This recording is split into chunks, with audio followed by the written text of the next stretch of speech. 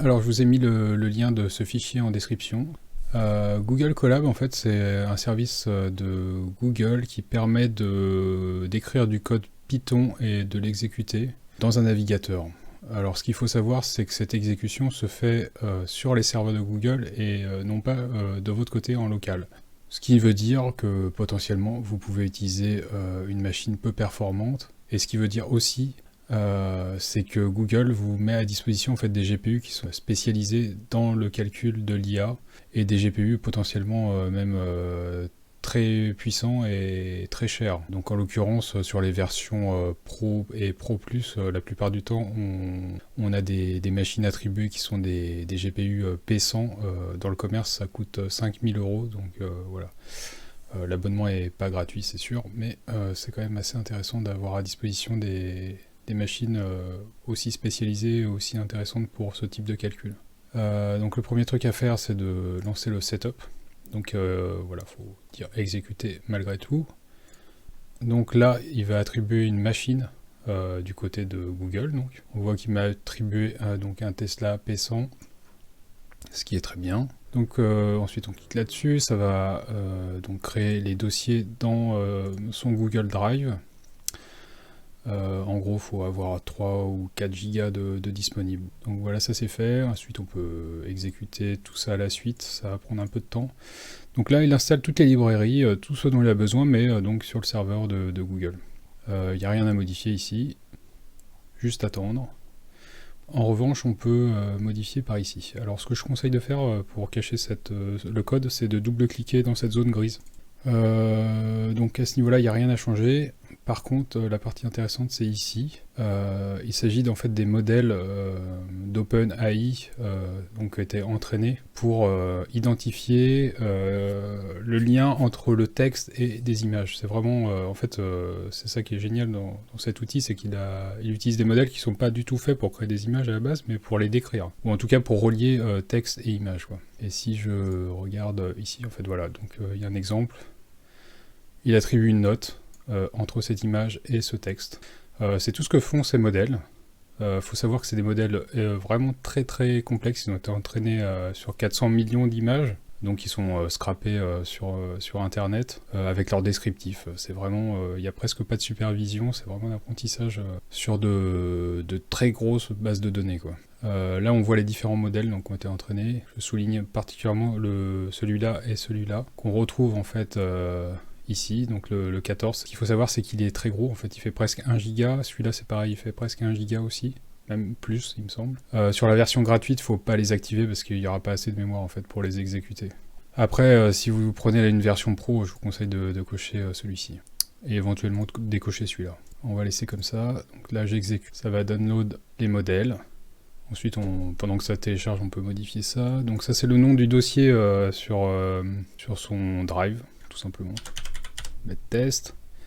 Ensuite, c'est le nombre d'étapes, d'itérations. Il y a certaines personnes qui mettent beaucoup de steps. C'est évidemment beaucoup plus long, le rendu, hein, c'est tout à fait proportionnel. Ça permet quoi? Ça permet d'avoir une image plus détaillée, tout simplement. Moi, je conseille, en tout cas pour tester, 120, c'est souvent suffisant, en fait. Moi, j'aime bien, en fait, le rendu pas trop détaillé, en fait. Mais bon, libre à chacun de tester ce paramètre. Habituellement, il est mis beaucoup plus haut. Pour ceux qui utilisent la version gratuite, je pense qu'il vaut mieux rester à 512 là pour l'instant. Il ne faut pas descendre en dessous de cette résolution, parce qu'après ça fait des images pas forcément très intéressantes. Dans les paramètres qu'on peut modifier, il y a celui-là aussi. Ça baisse la qualité si on le met à une valeur inférieure, mais ça aide si on n'a pas assez de mémoire, sur la version gratuite notamment. Le reste, on change rien pour l'instant. Pas oublier d'exécuter. Ensuite, animation, c'est pas utile tout de suite, mais on les exécute quand même. Dans Extra Setting, il y a quelque chose de très intéressant, c'est de sauver des étapes intermédiaires. Donc là, on en met 2.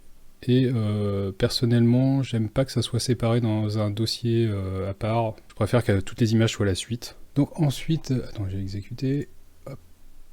Ensuite, là, c'est vraiment le cœur du truc, c'est là où la magie se passe vraiment, quoi, si je puis dire. Alors j'ai copié une phrase, je vais utiliser directement. Elle n'est pas de moi, celle-ci, mais elle fait des résultats absolument hallucinants. Pour détailler un peu la structure de phrase habituelle normalement qu'on fait, c'est qu'on met d'abord le sujet et ensuite on précise by des noms d'artistes. Et très important, on ArtStation aussi. Ce qu'il faut comprendre, c'est que si on met pas les noms d'artistes ou le ArtStation ou des informations en fait qu'on cherche à avoir une image esthétique, c'est qu'il va faire du photobashing vraiment de n'importe quoi. Les images potentiellement elles vont respecter le sujet, elles vont respecter cet aspect-là, mais elles vont pas injecter du tout d'esthétisme, elles vont pas chercher à avoir une bonne composition, ce genre de choses. Là, le fait d'introduire ces éléments-là, en fait, ça va le pousser à faire des images intéressantes artistiquement parlant. Donc ça c'est le côté brillant, on va dire, de ceux qui ont l'idée d'ajouter ça, vraiment. Ça change tout en fait. Si on l'enlève, on n'a plus des images très intéressantes. Dernier paramètre à modifier, celui-là. Et après c'est bon. Voilà, c'est en fait simplement à quel rythme on va avoir des previews du rendu en fait. Donc là c'est toutes les 5 itérations. Et c'est terminé. Donc là, pour expliquer un petit peu l'algo, on va avoir une première image. Alors au début, il crée une image en fait complètement bruitée, où il n'y a rien du tout dedans. C'est du pur hasard. Et à partir de cette première image, en fait, il va faire des micro-variations sur des centaines d'autres images. Et ensuite, il va passer dans le modèle clip. En fait, il va lui demander, alors cette image, elle se rapproche de mon texte ou pas? Donc il va poser la question à toutes les images, les micro-modifications. Et elle va sélectionner celle qui se rapproche le plus du texte en fait. Et donc d'itération en itération, ça va faire en sorte que l'image elle évolue en quelque sorte. C'est vraiment un processus évolutif. Il y a une espèce de boucle comme ça de sélection et de hasard qui fait qu'on sélectionne à chaque fois l'image qui se rapproche le plus du texte. Hein, c'est ce qu'on voyait dans la notation là, en fait, ce pourcentage va chercher à le maximiser à chaque fois, à chaque itération. Ce qui fait qu'à la fin, bon, je résume un peu parce que j'ai pas compris forcément tout l'algo qui est derrière, mais c'est le principe général en tout cas. Donc là on voit d'ailleurs, hein, c'est encore très bruité, mais il va essayer de déterminer des zones. Il a déjà commencé à décider que ça serait une arche, ça il y a de l'eau, ce genre de choses, on ne sait pas exactement ce qu'il va faire, mais ça lui donne comme une inspiration là, il y a peut-être un chemin. J'en profite d'ailleurs pour montrer un site que je mettrai en description aussi. C'est en gros la base de données qui est utilisée par OpenAI pour entraîner ces modèles. Donc ça permet de voir en fait qu'est-ce qu'il y a dans sa tête. Potentiellement, si on met des mots qu'il ne connaît pas, en fait, on va s'en apercevoir et ça ne sera pas la peine de les mettre. Si je prends en l'occurrence lui, qu'est-ce qu'il m'envoie quoi. Préciser art. Voilà. Bon, c'est très intéressant qu'on conçoit la phrase, en tout cas, de vérifier à quoi elle correspond dans la tête d'OpenAI. Voilà, par exemple, si je mets robot, vous voulez faire un super design de robot, et voilà, vous avez un super design de robot. Donc on voit l'influence des phrases. Si je rajoute ArtStation, ça va aller mieux, en fait. Donc voilà, ça permet de tester un peu les mots, voir à quoi ils font référence pour OpenAI.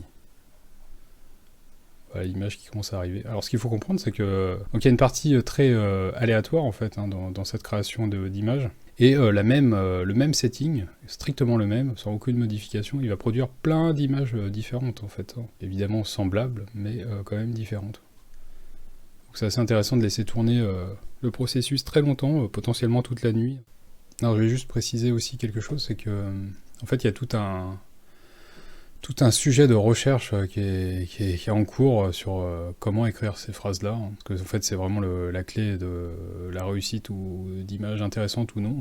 Et donc, il existe ce site que je mettrai aussi en description qui s'est amusé à étudier l'impact du nom de l'artiste dans la phrase. Donc, il va utiliser toujours la même phrase, c'est juste qu'il va changer le nom de l'artiste. On va voir l'effet que ça a. Donc, c'est en gros, voilà.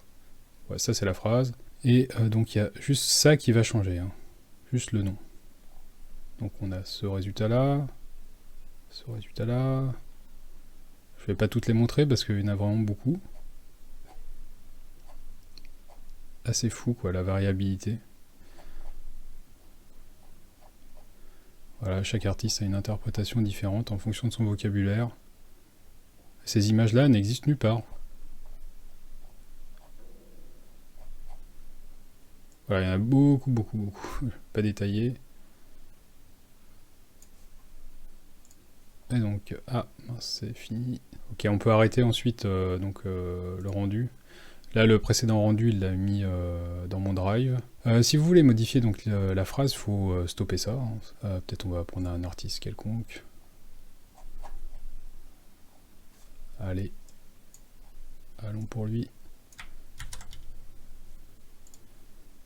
Hop. Et on regardera juste la différence.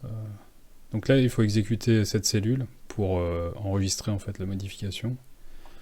De la même façon, si on change la résolution ou le nombre de steps, faut exécuter ça.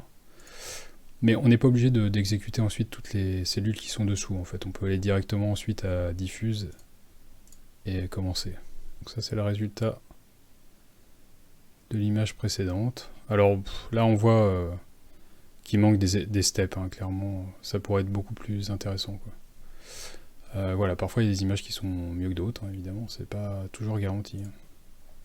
Et je ferai peut-être une vidéo plus tard sur un autre paramètre qui est très très important, c'est l'image d'initialisation peut en fait l'influencer en fait au démarrage, hein, plutôt qu'il parte d'une image complètement random, il va utiliser une première référence. Et ça va orienter énormément le rendu. Donc voilà, il essaye de clarifier certaines formes. Enfin, c'est un peu comme lorsqu'on regarde des nuages, en fait. Hein, on devine des visages ou des choses comme ça. Lui, il fait exactement la même chose, en fait. Il va deviner des choses dans des formes au début qui n'ont pas beaucoup de signification. Et il va rajouter du signifiant et il va l'affiner de plus en plus.